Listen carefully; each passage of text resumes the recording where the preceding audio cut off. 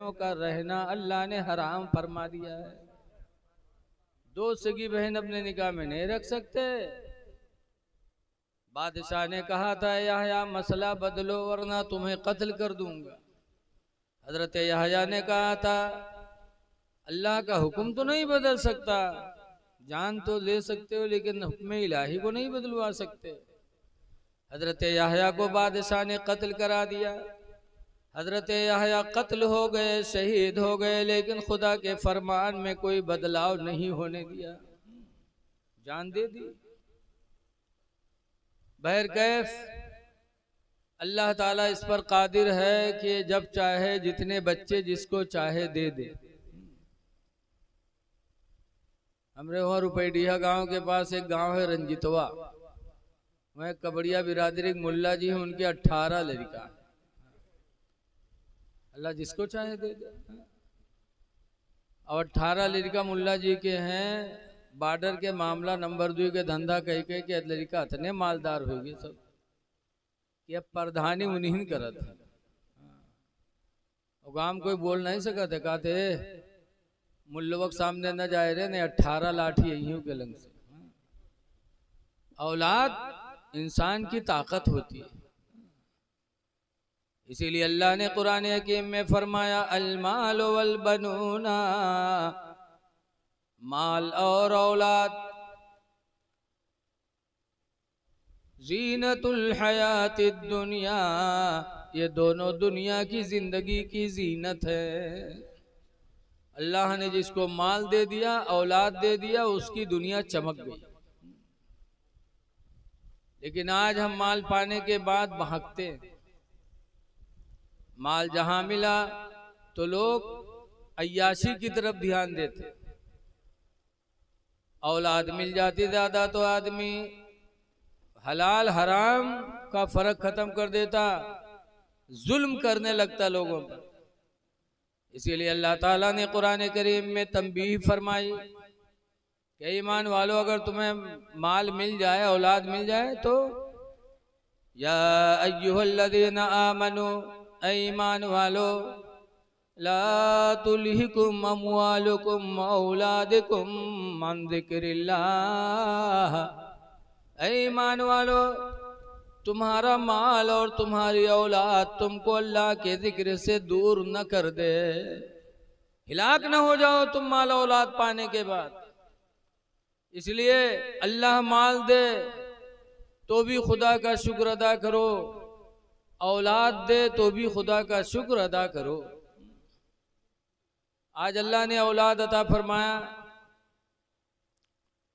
तो इन्होंने महफिल मिलाद शरीफ किया। अल्लाह की नेमतों का शुक्र अदा करना चाहिए। हदीस कुदसी है, अन अली काला रसूलुल्लाह, हजरत अली शेर खुदा से रवायत है, कहते अल्लाह के नबी ने फरमाया, हदीस कुदसी है,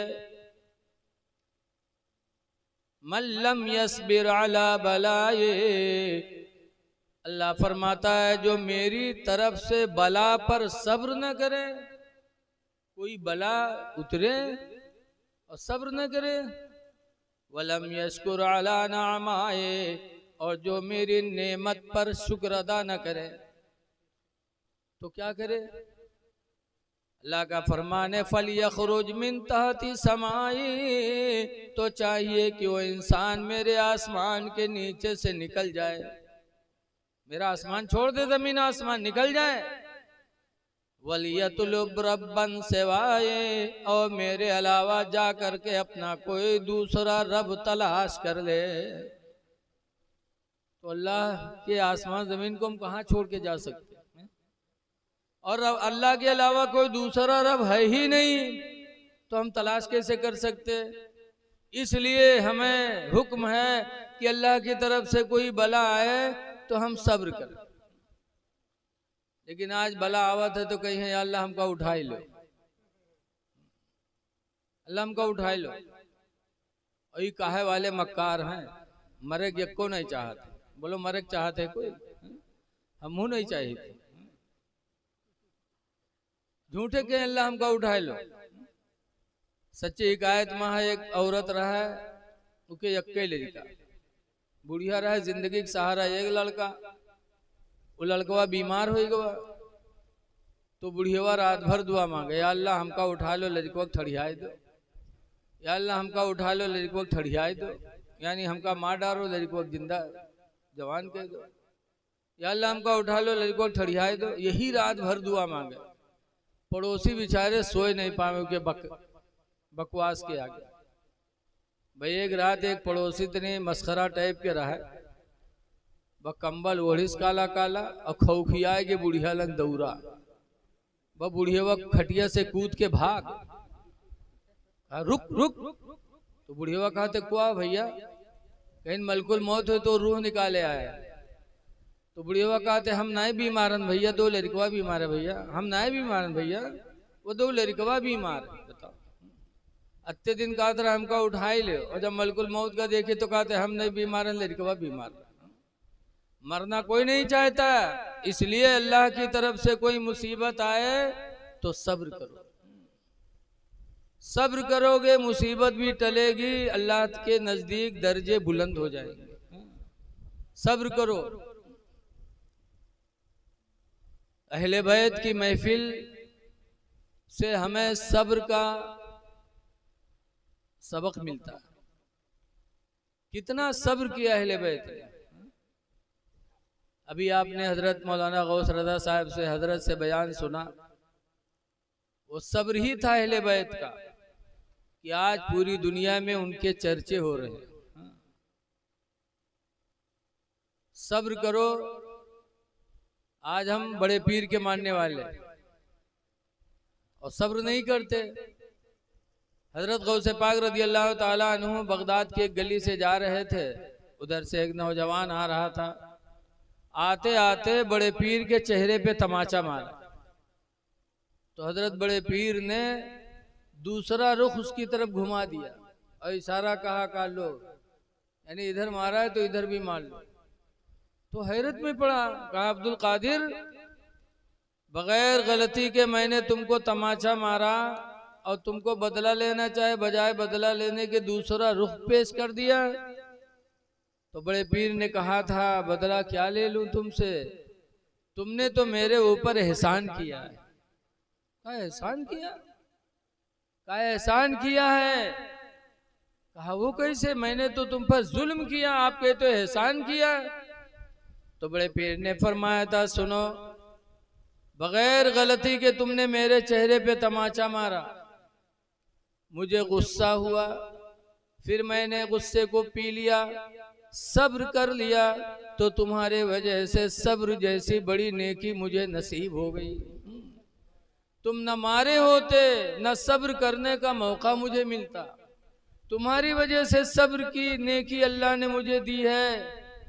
बदला तो नहीं, लेकिन मैं वादा करता हूं कि अगर अल्लाह ने कयामत के दिन मुझे जन्नत दी तो मैं तुम्हें साथ में लेकर के जन्नत में जाऊंगा, अगर अल्लाह ने जन्नत दी।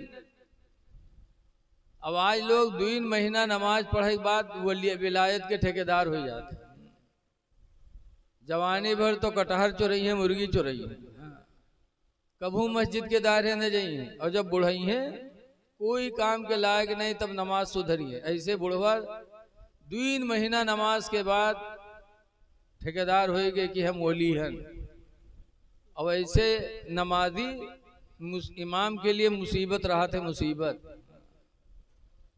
ऐसे बुढ़वन का नींद तो आवत नहीं है, 3 बजे रात के उठ जाइए तो कहीं पहुंच जाइए मस्जिद, मौलवी ओ मौलवी आंखें तुम्हारी न खुली, बहुत चर्बी आएगी हो तुम्हारी नींद नहीं खत्म होता है, अब तुम्हारे बिस्तरा यहाँ से गोले हो वाला।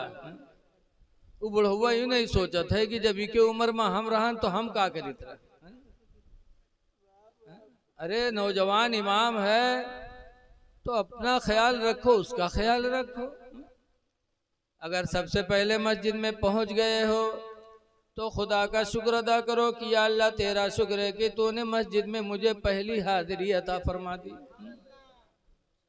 पहले पहुंचो तो न तहियतुल मस्जिद किस लिए कि मुसलमान मस्जिद में पहुंचे तो पहले 2 रकात नमाज तहियतुल वजू पढ़े, वजू के शुक्रिया में कि अल्लाह तूने मुझे वजू करने की तौफीक दे दी। और फिर 2 रकात नमाज तहियतुल मस्जिद पढ़े कि परवरदिगार तेरा शुक्र है कि तूने अपने घर में मुझे हाजिरी अता फरमा दी। तो बजाय इसके हम इमाम को तकलीफ पहुंचाते हैं। ऐ लोगों, जब हाजिरी हो जाए तो अपने नसीब पे नाज करो, वक्त आ जाए फौरन वजू बना के खुद अजान पुकार दो। जब अजान पुकारोगे तो हदीस पाक में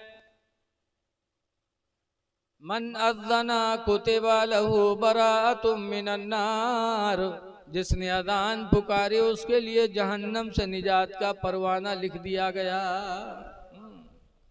अजान पुकारी तो मस्जिद में अजान पुकारने वाले के लिए जहन्नम से निजात का परवाना लिख दिया गया।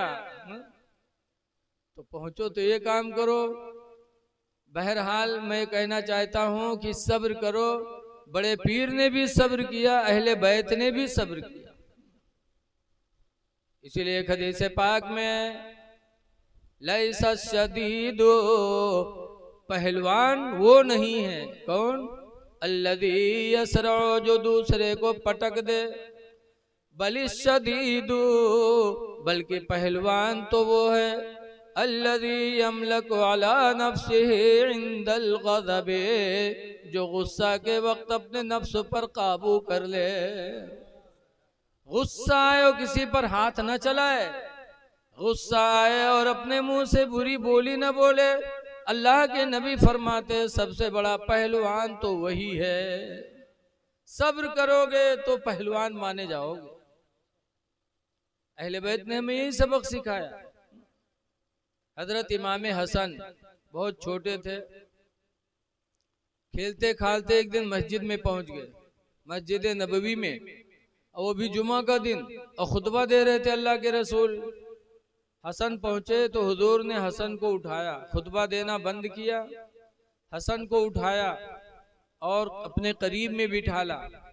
उसके बाद फरमाया, ऐ लोगों, मेरा ये बेटा हसन अनकरीब जब मुसलमानों में फूट पैदा हो जाएगी और मुसलमान 2 हिस्सों में बढ़ जाएंगे, उस वक्त मेरा बेटा हसन मुसलमानों के दरमियान में सुलह करा के और सबको एक करा देगा।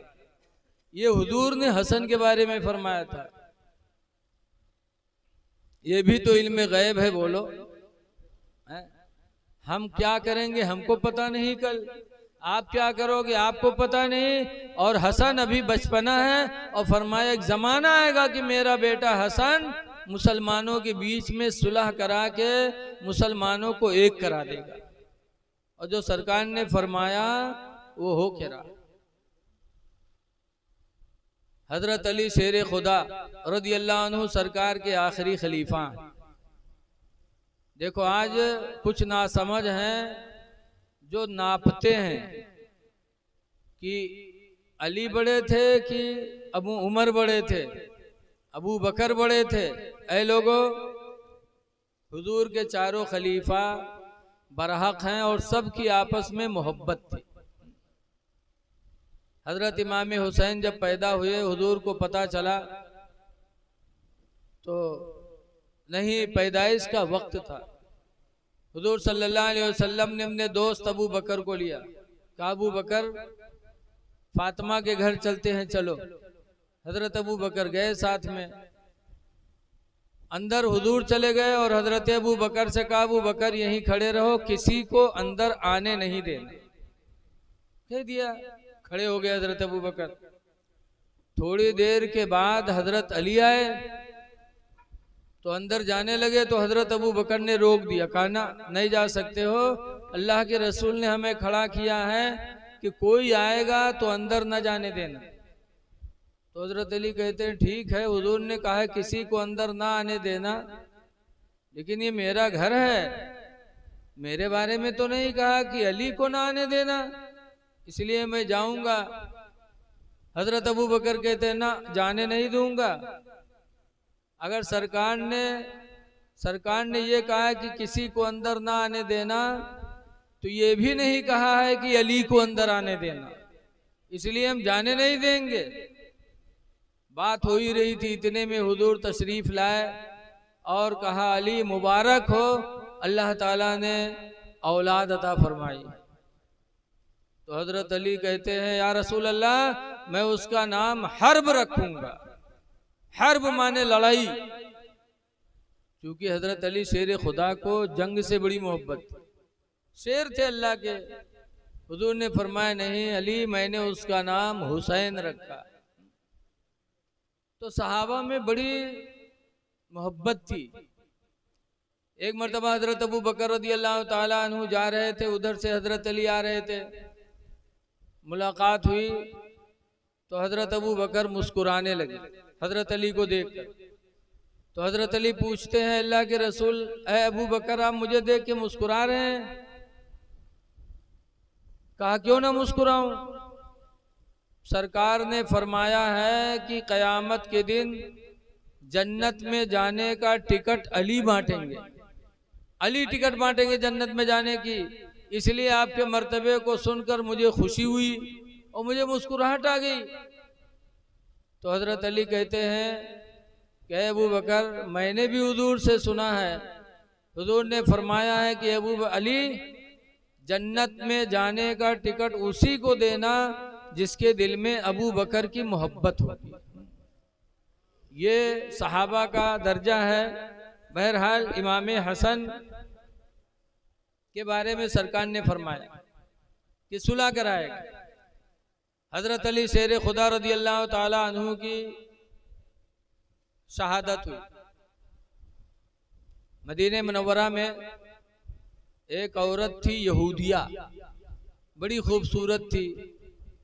उस पर एक शख्स आशिक हुआ जिसका नाम है अब्दुर्रहमान इब्ने मुलजिम, और आशिक होने के बाद निकाह का पैगाम भेजा कि मैं तुमसे निकाह करना चाहता हूँ।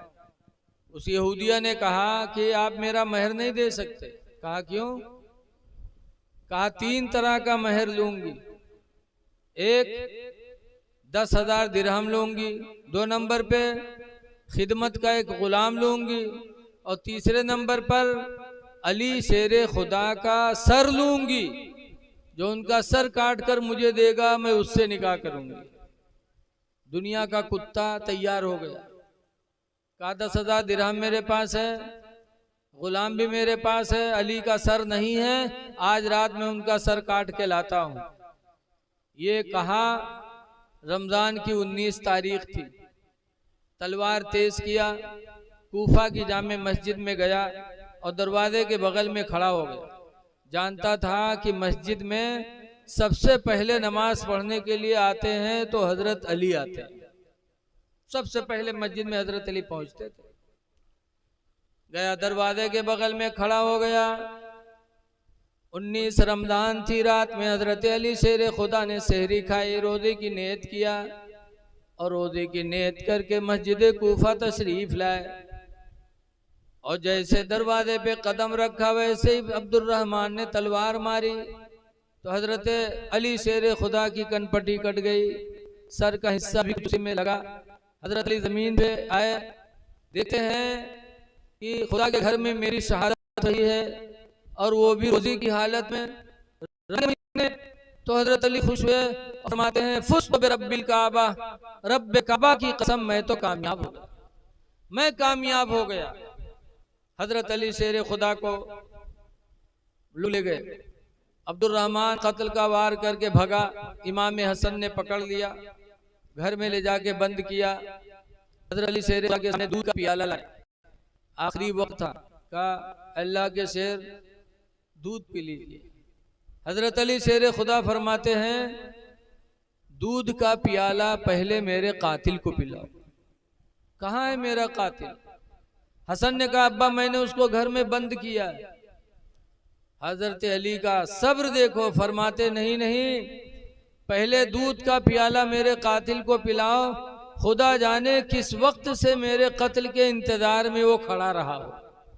भूखा होगा, कमरे में बंद कर दिया तुमने, प्यासा होगा, खौफ और दहशत से उसके हलक सूख गए होंगे।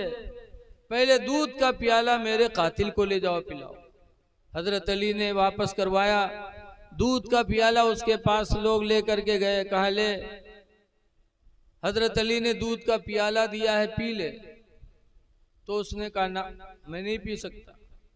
लोग वापस लाए, हजरत अली ने देखा, कहा क्या हुआ, कहा उसने इनकार कर दिया। तब हजरत अली की आंख में आंसू आए, फरमाते हैं अफसोस मेरा कातिल बड़ा बदनसीब निकला। मैंने तो अहद कर लिया था कि अगर मेरे हाथ का दूध का प्याला अगर मेरा कातिल पी लेगा तो क़यामत के दिन में अपना खून माफ करके रसूलुल्लाह से इसकी शफाअत करा दूंगा। लेकिन मेरा कातिल बड़ा बदनसीब निकला और ये कह कर के 21 रमजान को हजरत अली शेर खुदा की शहादत हो गई। चलते चलते हजरत अली ने भी सब्र का पैगाम दिया। कातिल से बदला लेने के लिए नहीं कहा हजरत अली ने, बल्कि आखिरी वक्त अपने कातिल को दूध का प्याला पेश किया था। ऐ लोगों, सब्र करो। अहले बैत ने हमें हर हाल में सब्र की तलकीन फरमाई।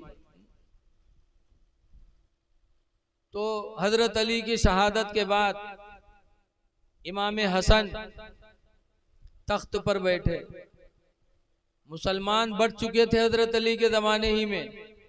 कुछ मुसलमान हजरत अमीर माविया के साथी हुए और कुछ मुसलमान हजरत अली के साथी बने। मुसलमानों में 2 ग्रुप हो गए।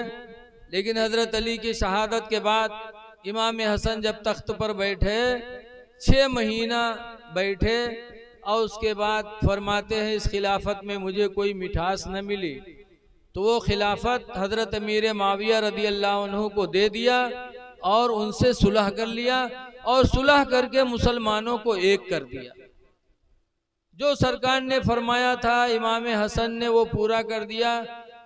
इससे पता चला कि अहले बैत ने हमें सुलाहियत का भी हुक्म दिया है कि अगर मुकदमा चल रहा हो तो अल्लाह को राजी करने के लिए सुलह हो जाओ। झगड़ा चल रहा है, झगड़ा खत्म कर दो। बोल चाल ना हो तो बोल चाल कर लो। इमाम हसन की जिंदगी को अपने सामने रोशन कर दो। लेकिन आज हम मानते तो हैं या हसन या हुसैन खूब कहते, लेकिन उनके किरदार पर ध्यान नहीं देते। बच्चा पैदा हुआ है, दुआ करो कि अल्लाह ताला उसको नेक बनाए।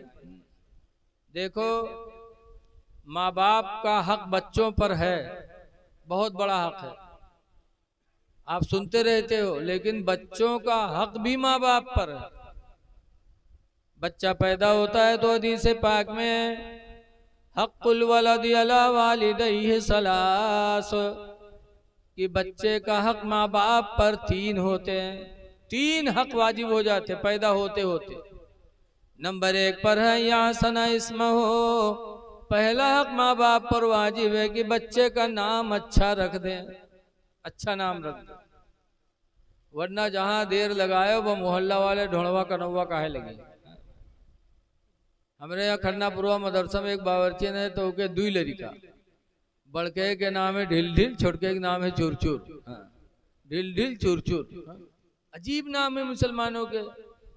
नाम अच्छा रख दो फौरन, और नाम में लफ्ज मोहम्मद या अहमद हो। हदीस पाक में मुनादी युनादी यौमल क़यामा, कि क़यामत के दिन पुकारने वाला फरिश्ता पुकारेगा, या मुहम्मद उदखुल फिल जन्ना, ऐ मोहम्मद जन्नत में दाखिल हो जाओ। फयक़ूम कुल्लु मन इस्मुहु मुहम्मद, तो हर वो आदमी उठ पड़ेगा जिसके नाम में लफ्ज मोहम्मद लगा होगा। मोहम्मद वाले सब खड़े हो जाएंगे, जन्नत की तरफ चलेंगे। तो फरिश्ता रोकेगा, हाँ मैंने आखिरी नबी मोहम्मद को पुकारा है, तुमको नहीं पुकारा। तो अल्लाह फरमाएगा मेरे फरिश्ते रोको नहीं, अगर ये मेरे महबूब के नाम पर उठे तो मैं इन सबको अपने नबी के नाम के वसीले से बख्श रहा हूँ। तो नाम से बख्शिश हो जाएगी। तो लड़का पैदा हो तो सबसे पहले उसको उसका नाम अच्छा रखो। और दूसरे नंबर पर है वयुअल्लिमुहुल किताब, और बच्चा पैदा हो तो उसको दूसरे नंबर पर है कि उसको कुरान का इल्म सिखाओ, कुरान पढ़ा दो। माँ बाप पर वाजिब है कि बच्चे को कुरान पढ़ाए, लेकिन आज न बाप पढ़ा न माँ पढ़ी, बेटे को कैसे पढ़ाएंगे? ऐ लोगों, कुरान पढ़ लो। बंबई में एक सेठ हैं, अगरीपाड़ा में सेठ निसार, 94 साल की उनकी उम्र हो गई थी और कुरान नहीं पढ़ा। 94 साल की उम्र में अल्लाह ने दिल में डाला और मस्जिद के इमाम को बुला बुला के उन्होंने अल्हम्दुलिल्लाह कुरान हकीम पढ़ लिया। तो ये ना सोचो कि हम 35 साल के हैं, 40 साल के हैं, कुरान कैसे पढ़े? पढ़ो। माँ बाप पढ़े हो तो माँ बाप से औलाद पढ़ ले। मियाँ बीवी में अगर न पढ़े हो तो एक दूसरे को पढ़ा दे। बताते हैं एक आदमी की शादी हुई और बीवी रुखसत हो गई। जब गई तो मर्दवा रसगुल्ला उसगुल्ला लेके उनके कमरे में पहुंचा। पहली रात में यही सब होते हैं।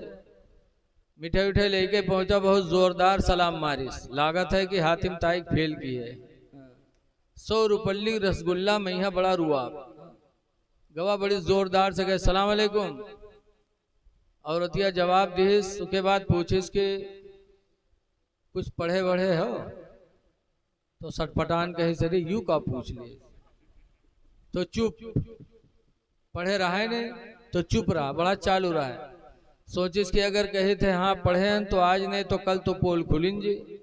और सोचिस अगर कही थे नहीं पढ़े तो पहली रात में बेइज्जती होत है, तो चुप रहा। लेकिन औरतिया फिर कहिस कि अरे कुछ पढ़े वढ़े हो? तो कहिस काहे रे तू घर में रहा है कि इम्तिहान ले आई रे? तो कहने न पढ़े हो तो पढ़ लो। कही सब पढ़ ली। 35 साल के हो गए न, कमाए जाए, कमाए कमाए तुका खवाई के पढ़े जाई रे। तो औरतिया कहिस पढ़ लो, रात रात पढ़ो, दिन में कमाओ, रात रात पढ़ लो। तो कुछ नहीं बोला। दूसरे दिन जब फिर पहुंचा तब फिर औरतिया कहेला कि पढ़ ले रे, अल्लाह वास्ते पढ़ ले। तो कहीं रात रात को पढ़े रे? तो कहे अल्हम्दुलिल्लाह मेरे माँ बाप ने कुरान पढ़ा के भेजा है, मैं कुरान पढ़ी हूं, तुम्हें रात रात पढ़ा दूंगी। तो कहे अच्छा तुमसे पढ़ी है। अगर गांव में कोई जानेगा तो कत्ती बड़ी बेइज्जती हुई कि फलानवा आपने मेहरुआ थी पढ़ा थे। तो औरतिया कहे पढ़ लो, न तुम बताओ न हम बतेबे, कोई कैसे जानी, पढ़ लो। तो फिर कुछ नहीं बोला। तीसरी रात के जब गवा तो फिर औरतिया कहेला पढ़ ले रे, अल्लाह वास्ते पढ़ ले। तो कहा था पीछे पड़गी हो पढ़ तो ले, लेकिन अगर कहूँ अपनी सखी सहेली में नाम ले लियो तो तुम्हारे रखो दांत हम राखब ना। तो कहीं न बतेबे रे, अल्लाह वास्ते पढ़ ले। तो पूछिस कौन किताब ले? तो औरतिया कहे जाओ बगदादी कायदा ले आओ। तो चौका कही बगदादी कायदा?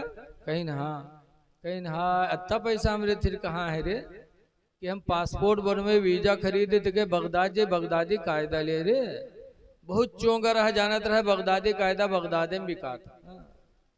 औरतिया कहे सुनो, इके नाम है बगदादी कायदा, सब कहूँ बिकात है, हिंदुस्तानों में बिकात। कहे अच्छा। तो गवाह किताब ले दुकान पर। दुकान वाले से कहे भैया बगदादी कायदा है? कहीं ना है। तो लिही सुके बाद उका हाथ में लेके नहीं चला, उका घुमाए के चौगला बनाए के जेब में धरी। कहीं रास्ते में कोई देख न ले, कोई पूछ लीस तो मुंह से निकल न जाए कि पढ़े जाए। बहरहाल लेके गया। खुश नसीब बीवी ने पढ़ाना शुरू किया। नौजवान था, एक ही हफ्ता में बीवी ने बगदादी कायदा खत्म करा दिया। जब पहली किताब खत्म हुई तब उसकी हिम्मत बढ़ी। भैया मैक में अत्ते आवाज है का हो? अल्लाह जाने पहले अत्ती बड़ी मशीन रहा है तो 5 कोस तक आवाज जात रहा है। आवाज जलसा हो तो पूरी पिकअप भर रही है मशीन से, और जलसक बहरो आवाज नहीं जाता। अल्लाह जाने ये मशीन काहे लाके दिखावत है कहा से। अल्लाह रहम करे। बहरा आवाज बहुत पस्त है, मैं तो बहुत थक चुका हूँ। हालांकि अल्लाह का शुक्र है रोजाना बोलना होता है, घंटा 1.5 घंटा। खैर जो भी है अल्लाह का शुक्र है। बीवी ने एक हफ्ता में बगदादी कायदा खत्म करा दिया। जब पढ़ गया तो खुद पूछा थे कि अब कौन किताब ले, कि जाओ सन्नत कुरान ले आओ, या सन्नत कुरान लेके आओ, होगा